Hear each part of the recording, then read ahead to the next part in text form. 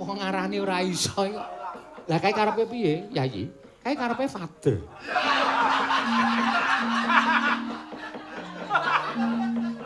Hah? Oh wani ngeceh mai lakerku. Kowe wani karo bapakku apa ya? Wani karo wong tuaku. Nek pancen jroning pasewakan iki sing ngribet-ngribeti sediane Semar, sing nutup-nutupi karepe Bagong nyuwun ngambil pusaka. Ora masalah. Eko. Ora masalah. Ora masalah. Ning titenono, omonganmu iki tak rekam. Omonganmu iki tak rekam. Ora percaya wae. Mangsane aku ora gablek HP. Aku mlebu kedaton ki HP wis tak rekod. Sak omong-omongane wong-wong ki wis engko kari diteleng ngarepe bapak. Klik. Bapak tak kupinge tak leboni watu. Apa tak kae sing dileboni kae, Pak? Handpret. Hah? Engko bapak krungu kabeh omonganmu nek nganti bapak ora muring karo kowe, aja diundang Bagong legane ngene. Koko Prabu, wonten dawuh Yayi. Mboten nginten horeking pasewakan kula kinten menawi wonten nayaka minggahing nalindra ingkang sowan. Menika malam boten pangling Atmaja utawi Panakawan ing Ngamarta, atmajanipun Kyai Semar pun Bagong ingkang Abiyantara Koko Prabu Wiladalah Jagadéwa Bathara. Yayi, nadyan to kados menapa Bagong menika tasih Panakawanipun kadang kula para Pandhawa. Mila mbok menawi sowanipun Panakawan menika dipun utus dening Kakang Semar menapa saking pikajenganipun piyambak, monggo kula aturi andangu Yayi. Koko Prabu lenggah ingkang langkung prayogi kula nistaken dawuh. Panakawan Bagong padha kanthi raja sak praptamu Panakawan tansah pinanganing kawidadan nering sambikala kepareng kula sowan ngersanipun Sinuhun Prabu Puntadewa ngaturaken sembah pangabekti kula kunjuk ngersanipun Prabu Puntadewa. Iya Bagong ndak tampa pangestuku tampanana. Kula pundi nggo jimat paripe. Kula cancang pucaking weni dumawahing wijang rumeketing Werdaya. Saestu ndadosaken cahya narcaya daging rakayuwanan. Bagong gawe bombong dene jangkep kang dadi aturmu. Nggih. Menawi saged niki kula mboten ajeng lucu. Ngono ta. Kula ajeng serius niki supados enggal cekak-ceket mekaten sinuwun. Bagong Padhararja, mengestunipun Sinuhun Ndarawati wilujeng bekti kula kunjuk. Iya. Tak tampa pangestuku tampanana. Sangat anggen yen ndadosaken jimat paripe. Bagong Padhararja. Mengestunipun Ndara Werkudara wilujeng bekti kula kunjuk. Yo, tak tampa. Prayogana kon ngulungguh. Sampun mboten kirang prayogi. Bagong Padhararja sak praptamu. Sampun mboten kirang prayogi. Kurang. Oh, nggih, Ding. Kula pundi nggo jimat paripe. Kula ngaturaken bekti kula kunjuk, Ndara. Iya, Bagong pangestuku tampanana. Kula pundi nggo jimat paripe. Anu ngaturaken sembah bekti kula kunjuk, Ndara. Iya Bagong tak tampa pangestuku tampanana. Kula pundi nggo jimat paripe. Kepanen kula ngaturaken kok meh mubeng bae ta iki. Ngandel ora. Wong kowe iki wis ora iso. Nek kon tenanan wis ora iso. Kowe iki tetep watakmu iki gecul kumarucul. Wong ping diwenehi pangestu karo Janaka kok mubeng wae. Heeh. Prayogakna nggonmu lungguh. Nah niku sing kula entosi. Sampun mboten kirang prayogi niku pasangane niku nek pangestu niku kula pundi. Bagong prayogakna. Waduh. Iki apa iki? Sampun mboten kirang prayogi. Panakawan wonten dawuh Sinuhun. Apa sababe dene sira sowan sapa ingkang ngutus? Sarta karo sapa sowanmu ning negara Ngamarta? Namung piyambakan iki wau. Numpak pit. Niki rak lagi usum. Nggih, Bagong. Nggih. Mula kula nggih mboten kantun kula tetep yasa. Iya, Bagong syukur. Nggih, saking kayu. Sing penting iso glinding. Iya Bagong, iya. Nggih.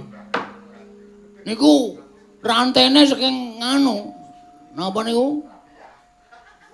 Rotan. Iya Bagong, iya. Bagong, Nun wis gek matura aja ngrembug sepeda.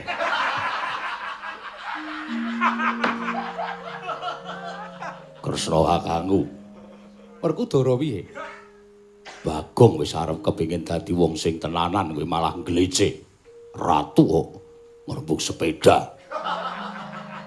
Lah ya ora usah tok baleni kowe dadak nyebut kuwi apa? Sepeda ya apa tegese? Wis.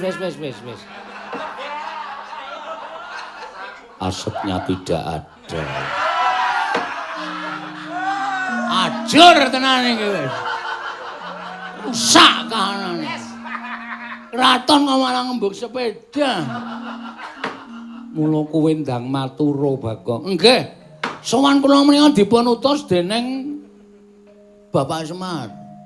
Ora saka karepmu dhewe. Mboten saking karep kula dhewe. Kula nek ana perlu karo sampeyan empat mata. Iya. Ning niki kula sowan teng Datulaya merga kula pancen diutus kali Bapak Semar. Bapakmu kena ngopo Bagong? Mboten kenging napa-napa. Ning utusan kalih kula. Tegese bapakmu utusan ana wigati apa? Ah niku ngaten.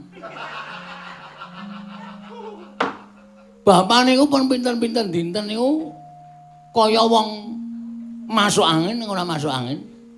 Kaya wong lara ning ora lara. Sareng kula tabok bapak niku tumuli kersa ngendika, kalih muntah-muntah. Nggonmu nabuk Nggen cengel. Tiyek ngoten. Bapak terus ngendika, aku iki jane pengen bangun kayangan. Kula ya kaget, Pak kok arep bangun kayangan iki sebabe apa? Bapak iki wong sekeng, wong ora duwe, wong melarat, wong istilahe wong kere kok arep bangun kayangan iki ngomong ngrepotke anak. Engko anak tok kon nyumbang apa-apa. Kahanane wis angel lho, Pak. Aku wis 3 sasi mandeg ora nyambut gawe. Nek sampean macem-macem arep bangun kayangan, ngebot-boti uripe anak, iso ana perang antaraning wong tua karo anak. Kula ngoten niku bapak terus jelaske, aja salah tampa. Aku arep bangun kayangan iki ora aku bangun papan sing magrong-magronge mbane kaya kayangan babar pisan ora. Ning aku ora arep bangun kayangan sing wujud papan sing magrong-magrong kuwi ora, ning aku arep bangun kayangan. Kayangan ki ateges uripe kawula sak negara Ngamarta.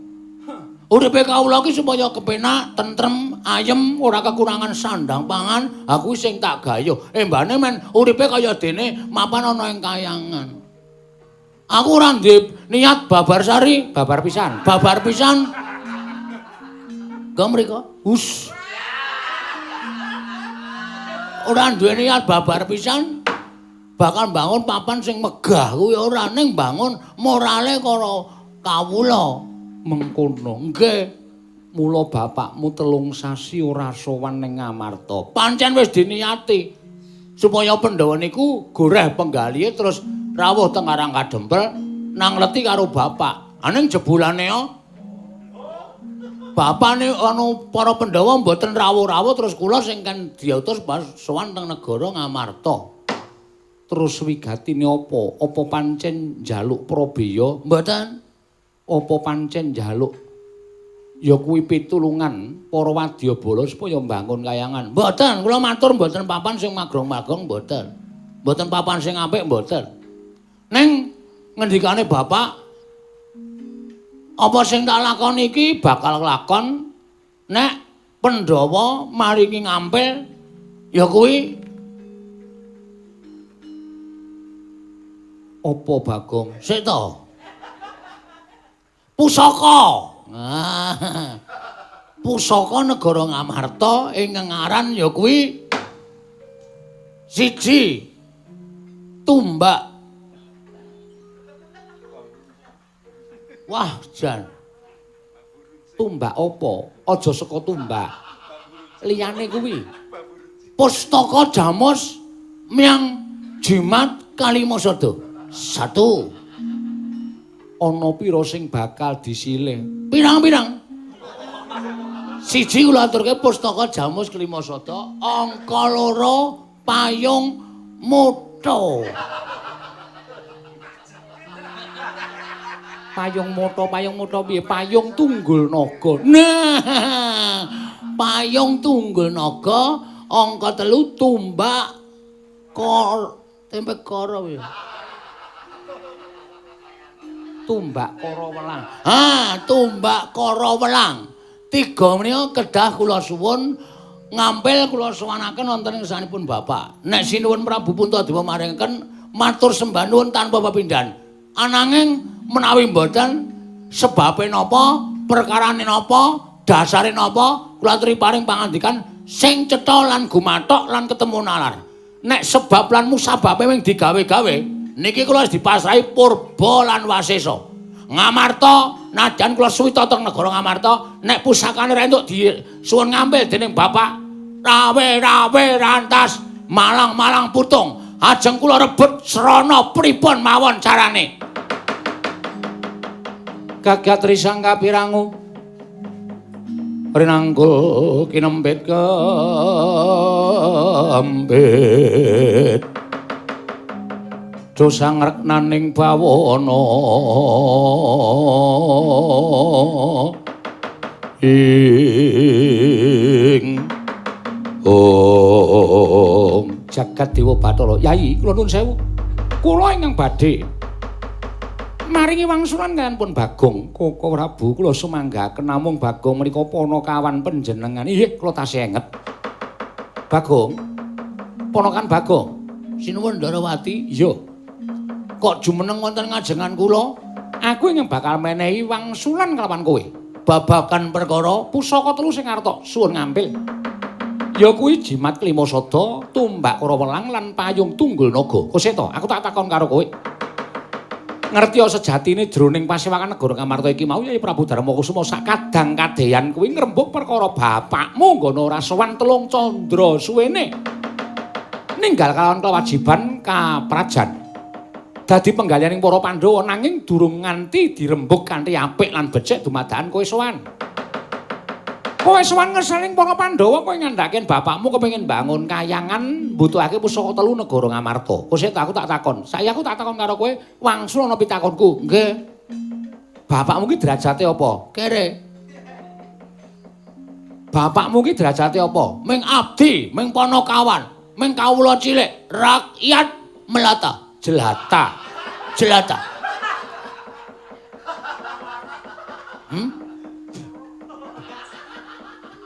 Lebon lemut ya tak akep.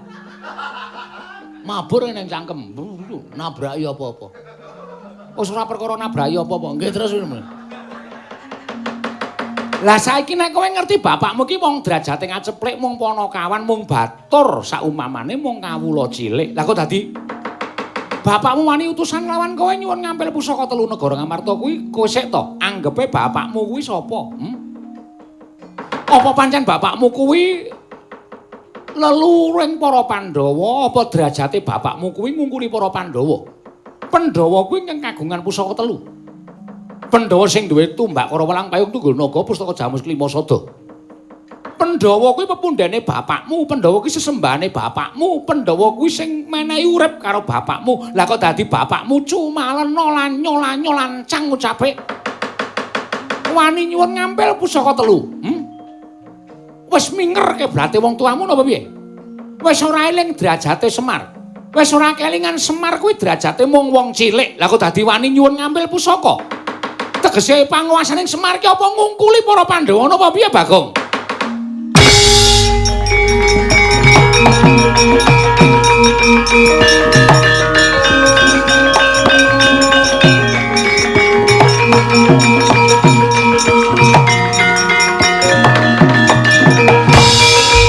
Sabar. Sabar. Wong sabar kekasihing Gusti. Nek nganti swara iki ora tak wangsuli, kesabar aku tak angkat, tak ampet. Nganti menutup peredaran darahku, aku iso stroke dadakan. Aku dadi kaya ngono omonganmu, Kres. Kok dadi kaya ngono omonganmu? Aku wis ngerti, aku wis rasa tak tudunung-dunungke, rasa tak tuding-tuding. Nek bapakku iki wong kere, bapakku iki wong ceplek, bapakku iki wong melarat, bapakku iki ponokawan. Rasa tak omongi. Aku wis paham. Aku wis ngerti. Nek lak kok dadak tak omongke seru banget ning negara Ngamarta mongko sing padha rawuh akeh ra jamak kaya ngene. Kawula Nayaka padha seba. Kok kowe mentolo ngucap, "Bapakmu ki wong kere. Bapakmu ki wong ora duwe." Mung gedibal 17. Apa wis minger keblate bapakmu? Kok kowe kok nganti ngeri-ngerike keblate bapakku ki nuwun sewu.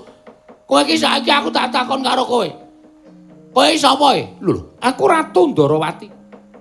Aku Ratu Ndarawati Prabu Sri Bathara Kresna. Aku ngerti. Sing lenggah ning awakmu aku ngerti. Sang Hyang Wisnu. Sang Hyang Wisnu. Wisnu ki apa? Wis le anu. Stop. Wisnu iki dewa, ning kowe kudune paham, kudune ngerti alur silsilahe bapak. Bapak iki sapa? Sang Hyang Ismaya. Kowe nek nyeluk bapak ki Pakde.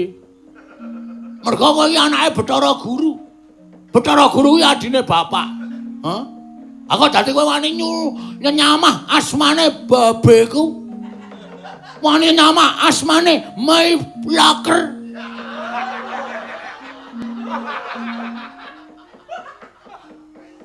Wong ngarani ora iso kok.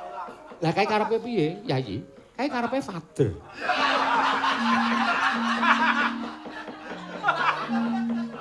Hah? Oh wani ngece Mai Lakerku. Kowe wani karo bapakku wae. Wani karo wong tuaku. Nek pancen jroning pasewakan iki sing ngribet-ngribeti sediane Semar, sing nutup-nutupi karepe Bagong nyuwun ngambil pusaka. Ora masalah. Eko. Ora masalah. Ora masalah. Ning ditenono, omonganmu iki tak rekam. Omonganmu iki tak rekam. Ora percaya wae. Mangsane aku ora gablek HP. Aku mlebu kedaton ki HP wis tak rekod. Sak omong-omongane wong-wong ki wis engko kari diteleng ngarepe bapak. Klik. Bapak tak kupinge tak leboni watu. Apa to kae sing dileboni kae, Pak? Handbrake. Hah? Engko bapak krungu kabeh omonganmu nek nganti bapak ora muring karo kowe, aja dundang Bagong legane ngene. Kowe lah dalan.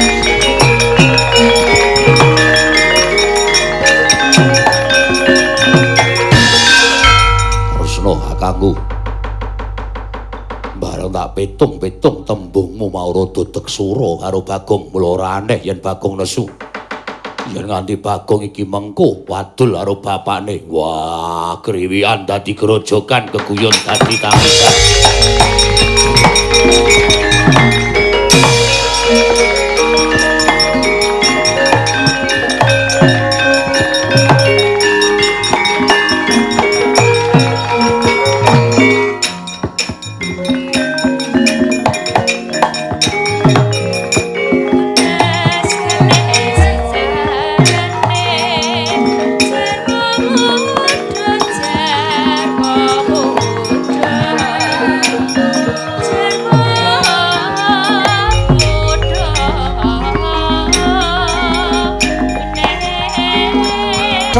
Temenanan jan nglarake ati omongane Prabu Bathara Kresna.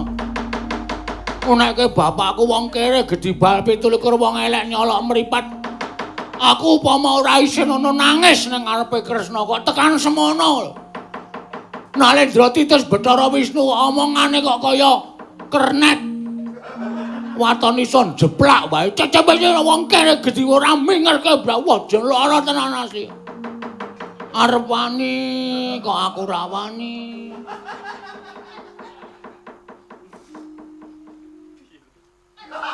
Iki mesarung dilangi tenan to tekeke iki. Suwane Ngamarta ana tekek, suwane Mandura ana tekek. Dandang karo masaku kok nglembras anggon-nggon. Elok tenan iki, ana kepiye meneh? Oke, wis tak niati ben geger ya geger. Bapak nek tak lapori, Pak, kowe dunekke ngene-ngene karo Prabu Kresna. Wah, blegedhuwek. sak dulita lit. Kaya ngapa Ndara Kresna wis kriwikan dadi grojokan tenan.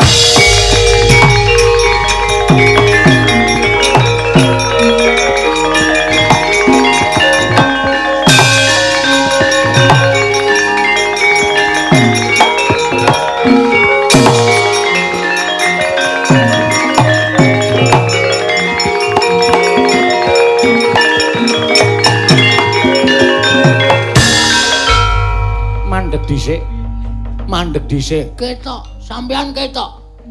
Sampean wedi kula mlayu muni tak landhake bapak. Ketara sampean nututi kali kula. Sampean mung ngajeng glembok karo aku supaya aku ora bali to. Ha ta? Ha ta? Ngerti aku. Bagong. Sing sopan tangane. Gawa gendho. Gawa tukang pukul. Aku ngerti nang Ndara Sencaki tukang pukul sampean. Ora masalah. Padake aku wedi wae. Mula ta mula sinuwun sing jeneng piyai niku nek ngendika sing apik, nek ngendika kuwi aja sok natoni karo sing mangendikani. Tur sampeyan kudune nyawang. Sing tak jak omong ki sapa? Ngono lho.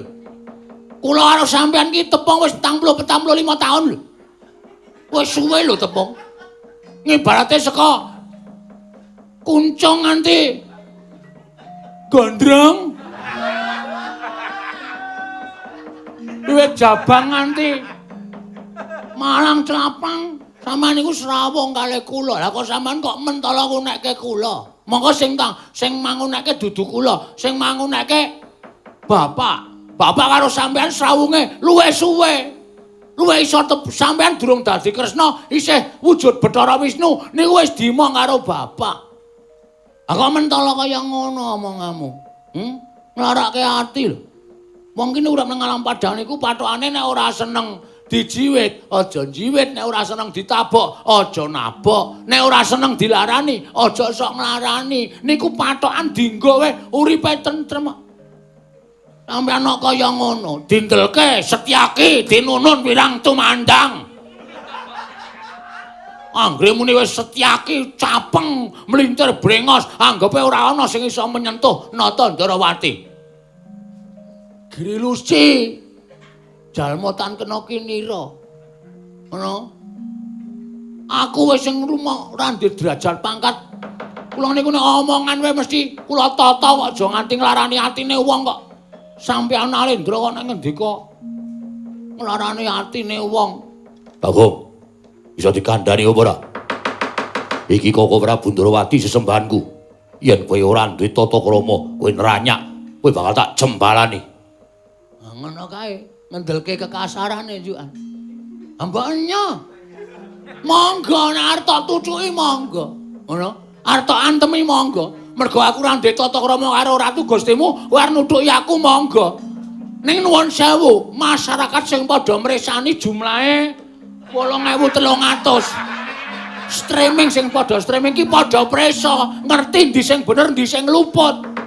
Dadi nek kowe njotosi karo aku, wah, bakal disengiti wong sak donya. Tenan kuwi. Setyaki mung waton ngestokke dawuh, ning ora gagas Ratu Gusti iki bener apa luput. Ayo ora do ngomong apa kowe? Kalah kowe nek ngomongan karo aku. Aja kok Kresna dukuh kowe gila. Una-una ki legane aku sapenake dhewe ora. Wis Bagong, cukup. Cukup apa sesak kok cukup. Engko disekengke. Anggepe apa? Anggepe rumangsane. Saiki kowe bali ora? Kowe bali apa ora? Yen kowe bali, kepenak awakmu yen ora bali, ya wis nuwun sewu yen kepeksa aku mentala karo kowe. Ngandel ora? Kata-katamu mung kaya ngono kuwi. Wong kepengkok ora iso wangsulan ki terus gunakake cara-cara sing kasar, dumen duwe wewenang dienggo sewenang-wenang. Dumen duwe panguwasa kinarya gada, terus nggo ngidak-idak karo masyarakat sing cilik kaya ngene kuwi. Hah? Kowe bali apa mbacut? Jelas bali. Nek bali yo. Nek bali yo. Kula ora arep wani karo sampean. Kula pancen napa jenenge? presentasinya berat kepulang. Tegese kula kudu bali. Merga ana omongan sing ngajeng kula omongke teng bapak. Kok pecah siramu.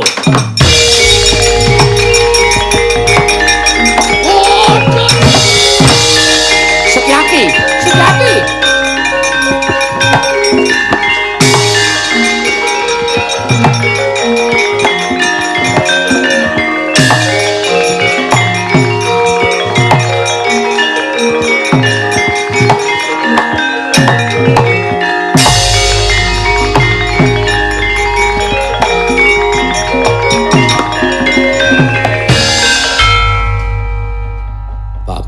Yo.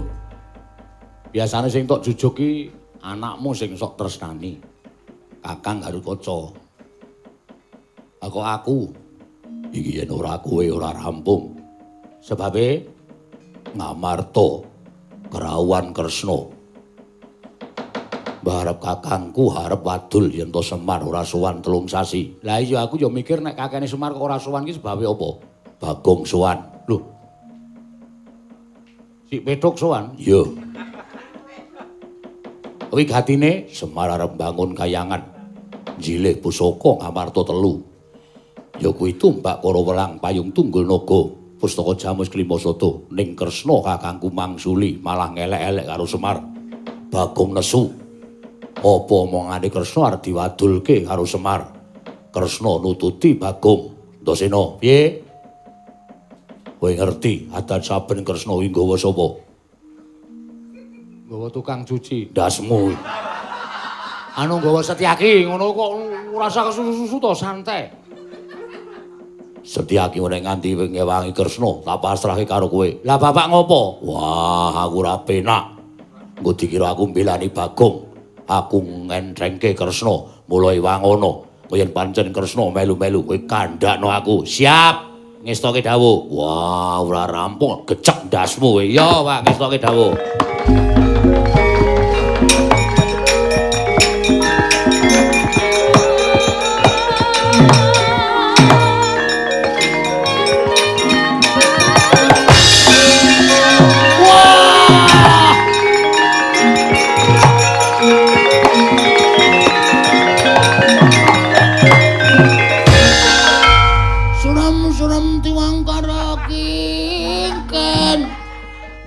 Mangos wakang layon. Denya ilangang memanisnya, manis madu.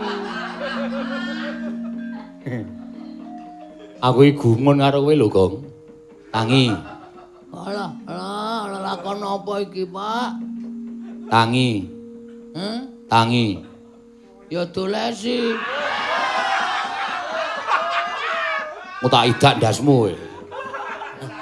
Aku nek karo piyai siji iki kompak e. Ya gawe grup dagelan. Moh. Ndak ming tok bathi wae ora. Ngopo kok ngerti-ngerti ketemu aku ngelekar? Kaco. Kacone. Doyak. Sapa ki? Sopo? Adine Kresna iki sapa? Bibi Wara Sembadra. Wuh. Uduh anak doyak aku cetha gelem. Lah adine Siwa Ndarawati iki. Adi ngene lho, adi pepekan ya pokoke diwengku utawa direngku. Senopati Ndarawati. Oh, mak cilik Setyaki. Udu Sima. Mak cilik Setyaki. Mak paman. Ora, aku nek nyebut mak cilik Setyaki. Oh, terus lho sing terus ki aku terus ora ada perang. Dadekke wae engko golek masalah. Engko nek Ndara Setyaki ya wis nggih kula mboten sios nglabrak Bagong, langsung tok gajul wetenge. Diek ngono, kudu dadi ngono kok ora gelut. Moh aku ora wani nek kon marahi ngono kuwi. Wis gawe lungguh kene engko tak ewangi. Siap. Ani ngono, lho. Banter banget le mlayu bleduke kaya ngono ae. Ya wis mundur kene engko tak kandharane nek tak rembuke apik-apik, ngono nek kira gelem apik-apik, syukur nek ora ya tak tandangane. Heeh. Lah sampeyan sing dawuh sapa? Bapak. Lho. Ndarawerku jare mbelani kula. Nyatane aku digawe karo bapak. Wah, nek ngono apa kekarepane Bapak Semar mesti arep kasembadan. Ketara Ndarawerku Ndara napa niku rimahe kalih kula amarga nek mboten ngoten niku janjane gamelane wis muni. Oh iya.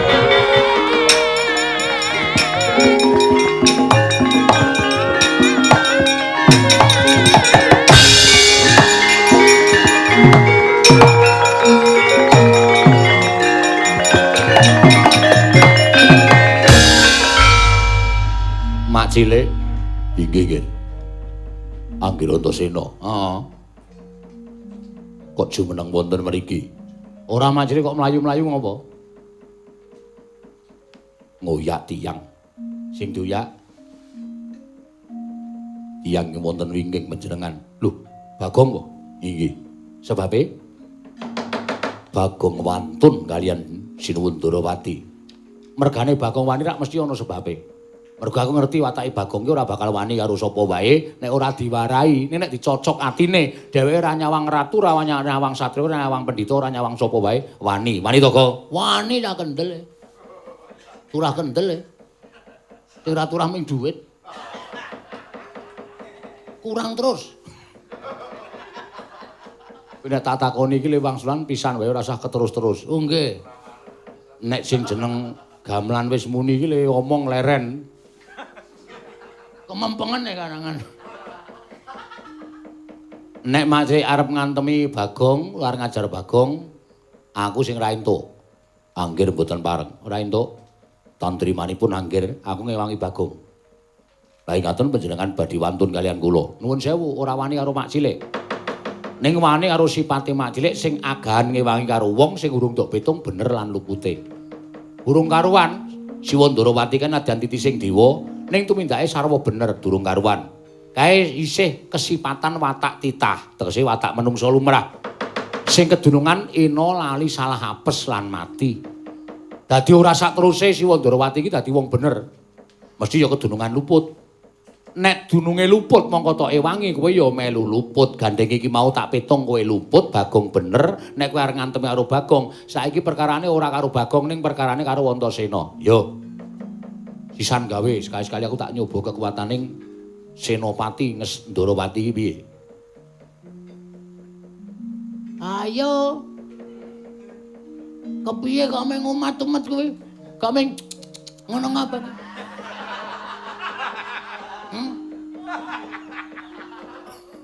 Piye Ndara Setyaki? Ampun meng meneng mawon kaya ngene niku. Niki lho jago kula wis kaya ngaten iki. Yo nek pancen nyoba. Mengko iso dititik kok Mak Cilik. Aku ngerti Mak Cilik iki piyai digdaya. Aku yo nuwun sewu. Sak iso-iso ngimbangi kekuatane Mak Cilik.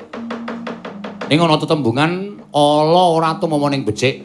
Sak ampuh-ampuhe wong ku nek mbelani watak ala utawa mbelani watak sing salah mesti kalah. Wis to yakin? Ora usah dadak mbok pitung. Nek sampean kalah karo aku sampean aja isin, sampean aja wirang. Mergo sampean mbelani watak sing kleru. Ayo, diwiti saiki apa kapan aku manut rupak mani jembar wani. Aja meneng wae Mak Cilik.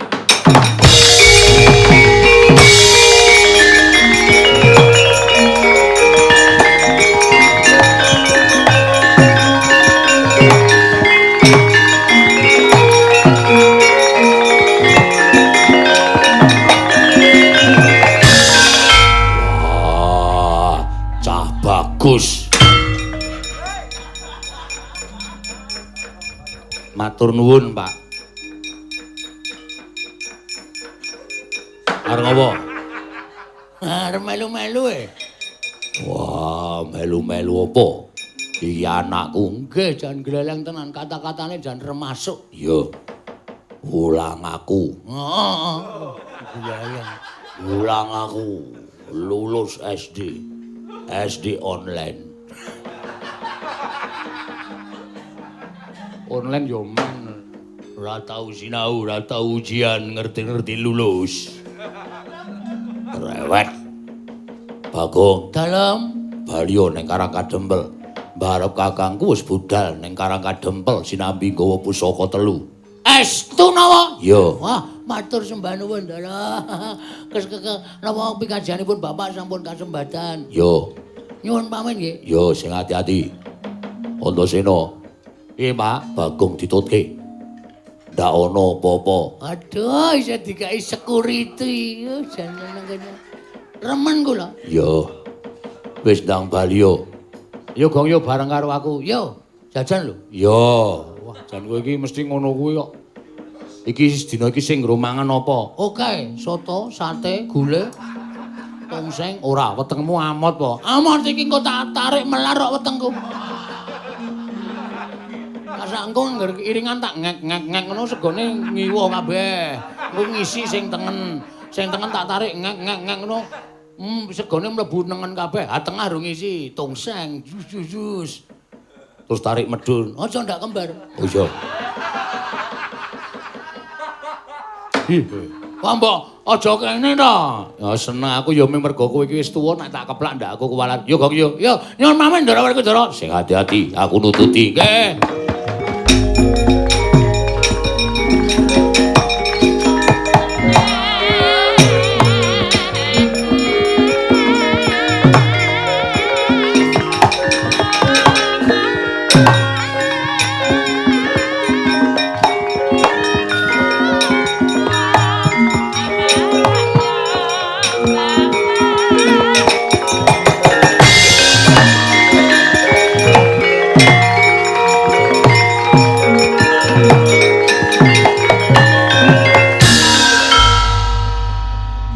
Setyake kok bedani perkawis. Kowe kok lungguh dhuwur iki kok.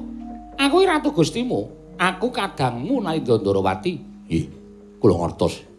Nanging sak kedhagan menika kula nyuwun mapunten. Paripaksa kula mboten saged nyembah lan paduka Kanjeng Koko Prabu. Lho kosek. Perkarane apa? Koko Prabu damel perkawis kaliyan Kakang Semar. Monggo nyatanipun Kakang Semar menika pedanganipun sareng kula pedang-pedang kula gelar kula gulung. Kakang Semar leres panjenengan ingkang lepat. Lho, salahku apa? Pusaka 3 menika mboten kagunganipun Koko Prabu. Ninging menapa paduka ingkang gondheli pusaka 3 ngantos panjenengan nguman-uman asmanipun Kyai Semar. Kula mboten cocok menawi panjenengan nggadahi sloga ing kados mekaten, nggadahi tumindahi kados mekaten. Mila dalah. Lah kok dadi kowe malah ngonek-onekke aku? Oh Prabu, menawi badhe nerasaken lampah kula semanggaken kula wangsul wonten garba ruci.